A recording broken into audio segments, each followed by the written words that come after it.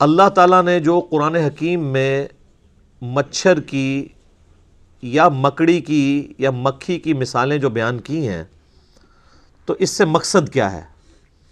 یہاں تو مچھر کا ذکر ہے، اس سے پہلے مکڑی اور مکھی کی مثال آ چکی تھی۔ مکڑی کے نام پہ تو پوری سورت ہے، سورۃ العنکبوت۔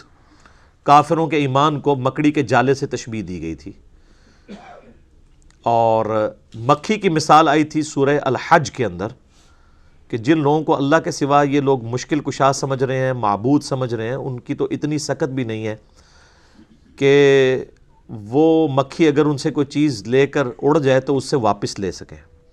ایک مکھی بھی پیدا نہیں کر سکتے، اور نہ مکھی کی چوری کردہ شے کو واپس لے سکتے ہیں۔ تو کافروں نے اعتراض کیا کہ اللہ تو اتنا بڑا ہے، اللہ تعالیٰ تو اتنا بڑا عالم ہے، تو وہ کیوں مثالیں ایسی بیان کرتا ہے چھوٹی چھوٹی؟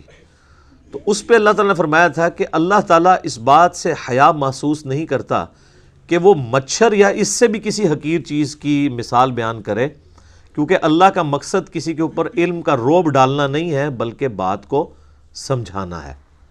اور پھر ساتھ ہی اللہ تعالیٰ نے ٹونٹ کے طور پہ یہ بات کی کہ یہ ہم اس لیے مثالیں بیان کر رہے ہیں کہ تاکہ اہل ایمان جو ہیں وہ تو اس کو قبول کر لیں گے، ان کے ایمان میں اضافہ ہوگا۔ اللہ تعالیٰ اس طرح کی مثالوں سے بہت سے لوگوں کو ہدایت دیتا ہے اور بہت سے لوگوں کو گمراہ کرتا ہے۔ اچھا، یہ آیت لوگوں نے پکڑی ہوئی ہے، یضل بہ کثیرا ویہدی بہ کثیرا، اور یہ قرآن نہیں پڑھنا چاہیے، قرآن پڑھ کے کوئی گمراہ بھی ہو سکتا ہے۔ جس کا یہ عقیدہ ہے کہ قرآن گمراہ کرنے والی کتاب ہے وہ تو کافر ہے، کیونکہ قرآن گمراہی کے لیے تو آئی نہیں ہے، یہ تو ھدی للناس ہے۔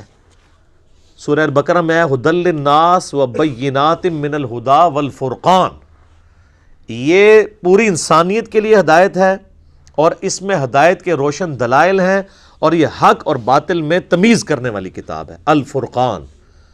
اور یہ الفرقان جو ہے یہ صرف کتاب نہیں ہے، جس شخص پہ یہ نازل ہوئی ہے ان کے بارے میں صحیح بخاری میں حدیث ہے، محمد فرق بین الناس، محمد صلی اللہ علیہ وآلہ وسلم لوگوں میں حق اور باطل کے اعتبار سے فرق ہے۔ تو ہمارے محبوب صلی اللہ علیہ وآلہ وسلم بھی الفرقان ہے، اور ان پہ جو کتاب نازل ہوئی یہ بھی الفرقان ہے، یعنی حق اور باطل میں تمیز کرنے والی کتاب۔ اب ان آیات کے ہوتے ہوئے کوئی یہ کہے کہ قرآن لوگوں کو گمراہ کرتا ہے، تو وہ اپنے دماغ کا علاج کروائے۔ یہ آیت یہ بیان ہو رہی تھی کہ جو لوگ قرآن کا مذاق اڑاتے ہیں، قرآن پہ ایمان نہیں رکھتے، قرآن کی دعوت کو قبول نہیں کرتے، وہ گمراہ ہوتے ہیں، کیونکہ یہ جب مثال بیان ہوگی ایمان والے قبول کر لیں گے، ان کو ہدایت مل جائے گی، اور جب قرآن میں مثال کا کوئی انکار کرے گا وہ گمراہ ہو جائے گا۔ یعنی قرآن نے اسے گمراہ نہیں کیا، بلکہ وہ قرآن کا انکار کر کے گمراہ ہوا۔ دیکھیں کس بڑے لیول کا یہ دھوکہ دیتے ہیں۔ اسی طرح کا ایک دھوکہ انہوں نے دیا ہوا ہے جو سورۃ الجمعہ میں آتا ہے، علماء یہود کی مثال۔ اللہ نے فرمایا یہ گدھوں کی مثال ہے، جیسے گدھے کے اوپر کتابیں لادی گئی ہوں۔ تو وہ کہتے ہیں جو کتابی باتیں کرے، جو کتابوں کے حوالے دے، تو وہ تو گدھے پہ بھی کتاب لاد دی جائے۔ اچھا، گدھے پر کتاب لادنے کی مثال اللہ نے اس لیے دی کہ گدھا کتاب پڑھ نہیں سکتا، نہ اس سے استفادہ کر سکتا ہے۔ تو وہ علماء یہود جن کے پاس اولڈ ٹیسٹمنٹ موجود تھی، تورات اور زبور موجود تھی، یا کرسچنز جن کے پاس نیو ٹیسٹمنٹ انجیل موجود تھی، ان کتابوں سے وہ نبی صلی اللہ علیہ وآلہ وسلم کے بارے میں جو پروفیسیز تھیں، پیش گوئیاں تھیں، ان کو پڑھ کے آپ علیہ السلام کی دعوت پہ لبیک کہتے، لیکن انہوں نے ان کتابوں سے استفادہ نہیں کیا، گویا کہ وہ ان گدھوں کی مانند ہیں کہ جیسے گدھے کے اوپر کتاب لاد دی جائے نا، تو گدھا کتاب تو پڑھ نہیں سکتا، صرف بوجھ ہی اٹھائے پھرتا ہے۔ تو کتاب کا مقصد تھا استفادہ کرنا، تو اللہ نے علماء یہود کو استفادہ نہ کرنے کی وجہ سے کہا ہے کہ یہ گدھوں کی مثال ہے۔ تو معذرت کے ساتھ ہمارے علماء کے لیے یہ مثال بیان ہوئی ہے۔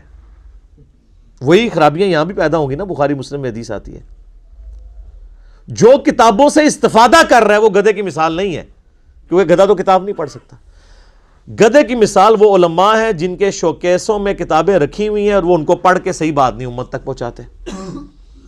تو کتاب پڑھنے والا، اس پر عمل کرنے والا گدھا نہیں ہوتا، بلکہ کتاب کو رکھ دینے والا، صرف سجانے والا، اور روب کے لیے بڑے بڑی وہ عربی کتابیں پرنٹ کر کے تو یوں کھول کے لوگوں کو جو ہے وہ یہ تاثر دینا کہ ہم بہت بڑے علامے ہیں اور عمل کوئی نہ کرنا، وہ گدھے کی مثال ہے۔ تو تھوڑی سی اپنی بھی عقل استعمال کیا کریں کہ جو لوگ قرآن اور سنت سے آپ کو دور کر رہے ہیں یہ مسلمانوں کی شکل میں شیاطین ہیں۔ اگر ہمیں کوئی یہودی یا عیسائی آ کے کہے نا قرآن ڈائریکٹ نہ پڑھنا گمراہ ہو جاؤ گے، ہم کہیں گے دیکھا اللہ کا دشمن ہے اسی لیے مجھے قرآن سے روک رہا ہے۔ اور اگر یہی بات کوئی مولوی کرے ہم کہتے ہیں سبحان اللہ مفتی صاحب نے صحیح فرمایا۔ تو ایسی عقل کا پھر ماتم ہی کرنا چاہیے نا۔ تو اب اللہ تعالیٰ اس آیت کو آگے کھول رہا ہے کہ یہ جو میں نے کہا کہ قرآن کے ذریعے گمراہی کماتے ہیں وہ لوگ، تو ان لوگوں کے اندر نشانیاں کیا پائی جاتی ہیں جو قرآن کی دعوت کو نہ قبول کر کے گمراہی کماتے ہیں؟ قبول کرنے والے تو ہدایت پہ ہیں۔